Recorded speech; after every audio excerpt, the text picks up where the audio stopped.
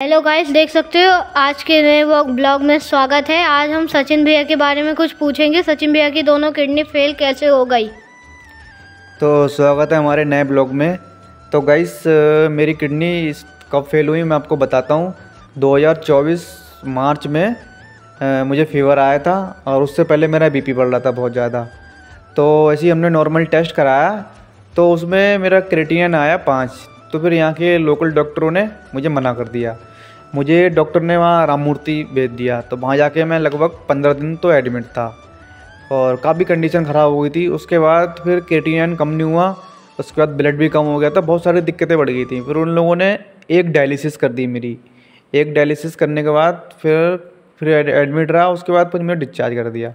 उसके बाद फिर मैं काफ़ी दिन मेरा ट्रीटमेंट चलता रहा। उसके बाद फिर मैंने टेस्ट कराया तो उसके बाद फिर मुझे वही दिक्कत आ गई। उसके बाद फिर मेरी डायलिसिस चालू हो गई। तो अब मैं डायलिसिस पे ही हूँ। भैया, आपको डॉक्टर ने खाने के लिए क्या बोला है और ना खाने के लिए क्या बोला है। तो जैसा कि भाई मुझे डॉक्टर ने खाने के लिए बोला है कि जैसे क्या नाम उसका, सोयाबीन हो गई, पनीर हो गया और मूंग की दाल हो गई और चिकन हो गया, अंडा हो गया, मछली हो गया, ये सब खाने के लिए बोला है मुझे। क्योंकि जितने प्रोटीन अंदर जाएगा उससे ही हमें हमारी बॉडी में एनर्जी आएगी। तभी हमें प्रोटीन चीज़ ज़्यादा खानी है। और जो चीज़ ना खाने के लिए बोला है जैसे आम हो गया, केला हो गया और लिक्विड वाली सारी चीज़ें सब मना कर रखी हैं डॉक्टर ने। क्योंकि जो हमारी बॉडी है, हमें यूरिन नहीं आती है ना। जब इंसान की किडनी दोनों फेल हो जाती हैं तो यूरिन नहीं आती है। इस चक्कर से हमारे बॉडी के जो पानी होता है वो ब्लड बन जाता है, ब्लड में पानी बन जाता है। तो हम डायलिसिस से ही हमारी जो मशीन होती है उसको ब्लड को फ़िल्टर करती है, जो कि जो पानी होता है वो बाहर निकाल देती है और जो ब्लड होता है साफ़ करके वो अंदर अंदर चला जाता है। उसी को हम डायलिसिस बोलते हैं। और जो सीकेडी पेशेंट होते हैं, जैसे जिसकी क्रोनिक किडनी डिजीज़ होती है, वही डायलिसिस के लिए जाते हैं। और जो कि मेरी अब हफ्ते में 3 डायलिसिस होती हैं। अब मैं डायलिसिस पे ही हूँ क्योंकि यूरिन आती नहीं है, किडनी काम करती नहीं है।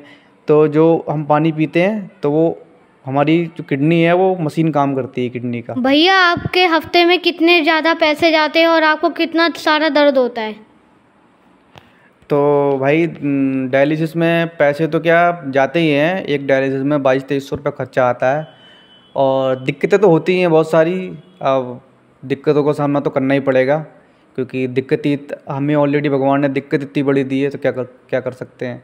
तो इसलिए बहुत सारी दिक्कतें आती हैं। फीवर भी आता है, बीपी लो भी हो जाता है, शुगर डाउन भी हो जाती है। और 4 घंटे डायलिसिस होती है जिसमें ज़िंदगी और मौत का दोनों का हम वो होता है। उससे लड़ाई लड़के जंग लड़के हम बाहर निकलते हैं। भरोसा कुछ नहीं है कब क्या हो जाए। आप रोज़ हफ्ते में 3 बार डायलिसिस करवाने जाते हो और आपको प्लस दर्द भी बहुत ज़्यादा होता है। तो मेरी राय है कि आप डायलिसिस से अच्छा किडनी ट्रांसफ़र कर लो, उसमें आपका फ़ायदा होगा। हाँ भाई, ट्रांसप्लांट का प्रोसेस चल रहा है और ख़र्चा काफ़ी बहुत ज़्यादा है। तो अभी पैसे भी नहीं हो पा रहे हैं ना, अभी प्रोसेस चल रहा है। ट्रांसप्लांट का ही सोचा है क्योंकि बहुत सारी दिक्कतें झेलनी पड़ती हैं और इसका कोई इलाज है भी नहीं। इसका इलाज ट्रांसप्लांट ही है। तो ट्रांसप्लांट की सोचा है हम लोगों ने और ट्रांसप्लांट का प्रोसेस चल रहा है। फाइल आगे लगी हुई है और ट्रांसप्लांट ही कराएंगे। इस हिसाब से तो काफ़ी खर्चा है। हाँ, क्योंकि ट्रांसफर